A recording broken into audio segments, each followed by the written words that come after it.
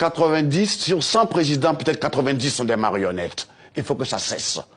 Il faut que les présidents qui ont été élus, choisis par le peuple, prennent les devants et qu'ils ne suivent pas le mimétisme coupable et complice des marionnettes qui siègent à l'Union africaine.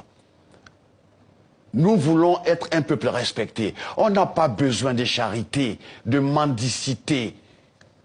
L'Afrique a tout pour s'en sortir.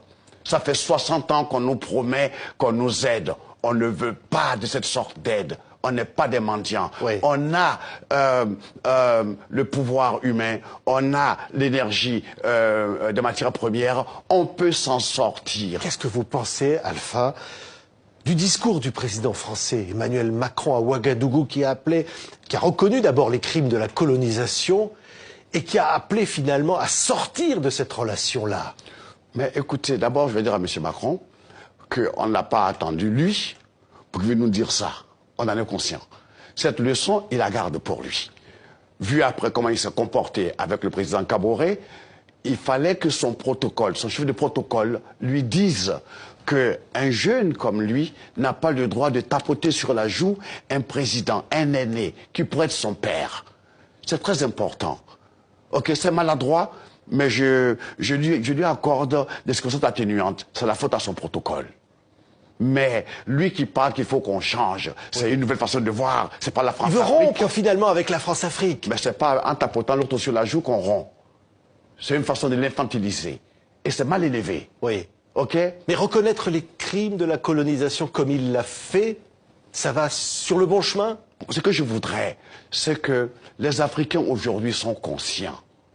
Moi, ce que je voudrais dire, que tous les jeunes Africains qui sont dans les grandes universités, qui voient comme ça nos chefs d'État patauger, qu'ils prennent l'exemple d'un pays que je connais, la Côte d'Ivoire, qu'ils fassent entrer des jeunes forces, des jeunes énergies, des cerveaux qui sont ici en Europe, aux États-Unis, en Angleterre, en Allemagne, pour que ceux-là derrière puissent donner des conseils et aider nos présidents à avoir un peu de dignité. Oui, mais qu'est-ce qu'ils peuvent faire ces jeunes? Ces jeunes, on dit. Comment l'avenir leur appartient, oui. parce que comment on ne laissera pas. Écoutez, j'ai la chance de connaître quelques jeunes dans l'équipe de M. Ouattara. Ils sont brillants. Ils sont polytechniciens. Il y en a plein comme ça. Il y a des Béninois, il y a des Togolais, il y a des Congolais, il y a des Camerounais, il y a des Sénégalais. Tous ceux-là doivent venir à la rescousse. Ils ne peuvent rien apporter ici en Europe. Mais en Afrique, on a besoin d'eux. Il ne faut pas qu'ils soient là et que leur silence et leur inactivité, permettent à des gens de venir nous humilier.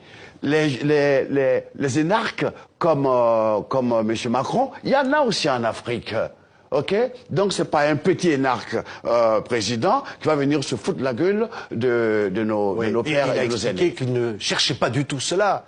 Il a expliqué qu'il ne cherchait pas d'ailleurs à humilier, que c'était, voilà, autre chose. Ben, autre chose, justement. Pour nous, chacun interprète comme il veut. On aime bien Macron, on aime bien sa jeunesse, mais cette maladresse, tu comprends, on l'a pris tous personnellement. Et je souhaiterais que, s'il a l'occasion de réparer, qu'il le fasse, ou que son protocole lui enseigne comment en Afrique on respecte les aînés. Maintenant, je voudrais m'adresser surtout à l'Union africaine. L'histoire de la Libye. Kadhafi, qu'on l'aime pas, était un membre de l'Union africaine. Donc, l'Union africaine ne pouvait pas autoriser, admettre que M. Sarkozy et l'OTAN viennent bombarder, démolir la Libye. C'est inacceptable. Il faut, à partir de maintenant, qu'ils sachent tous que s'ils ne font pas une unité véritable, quand je dis d'unité, je parle d'unité militaire, pour que la grande armée africaine, de l'Union africaine, soit cette armée qui va régler les problèmes africano-africains. Et que ce n'est pas la France qui va envoyer des soldats au Mali ou en Centrafrique. Ce sera l'Union africaine.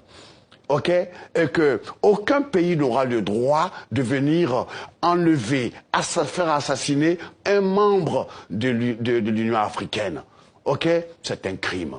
Et ceci étant la genèse sacrée de cette vente d'esclaves, ça aussi c'est de la foutaise.